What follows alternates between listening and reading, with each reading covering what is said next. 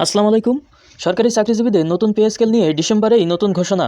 তো সোনালী নিউজে ঠিক এরকম একটি খবর প্রকাশিত হয়েছে, আমরা একটু বিস্তারিত দেখব এর ভিতরে কী বলা হয়েছে। নবম পে স্কেল বাস্তবায়নের দাবিতে পূর্ণ নির্ধারিত কর্মসূচি ঘোষণার সিদ্ধান্ত থেকে সরে এসেছে সরকারি কর্মচারীরা। আগামী 26 ডিসেম্বর নতুন কর্মসূচি ঘোষণা করা হবে বলে জানিয়েছে আন্দোলনকারীরা। ইনকিলাব মঞ্চের মুখপাত্র শহীদ শরীফ ওসমান হাদির মৃত্যুতে শ্রদ্ধা জানানো এবং বর্তমান রাষ্ট্রীয় পরিস্থিতি বিবেচনায় নিয়ে এই সিদ্ধান্ত নেওয়া হয়েছে বলে জানানো হয়।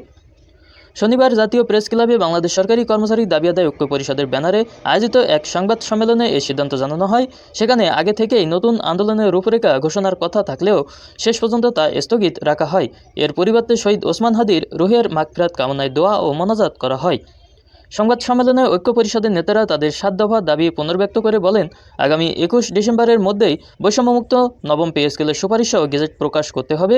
তারা জানান, পে স্কেল বাস্তবায়নে 1 জানুয়ারির মধ্যে সরকারের পক্ষ থেকে কোনো দৃশ্যমান অগ্রগতি না দেখা গেলে আরও কঠোর কর্মসূচিতে যাওয়ার সিদ্ধান্ত নেওয়া হবে। শহীদ শরীফ ওসমান হাদিকে স্মরণ করে বক্তারা বলেন, তিনি আজীবন বৈষম্যের বিরুদ্ধে সোচ্চার ছিলেন। তার আদর্শ ও সংগ্রামের পথ অনুসরণ করেই সরকারি কর্মচারীরা কর্মক্ষেত্রে বিদ্যমান বৈষম্য দূর করার আন্দোলন চালিয়ে যাবেন বলে তারা প্রত্যয় ব্যক্ত করেন। তো এই ছিল আজকে পে স্কেল নিয়ে সরকারি কর্মচারীদের পরবর্তী কর্মসূচি এবং পে স্কেলের আপডেট নিয়ে সর্বশেষ যে ঘোষণা।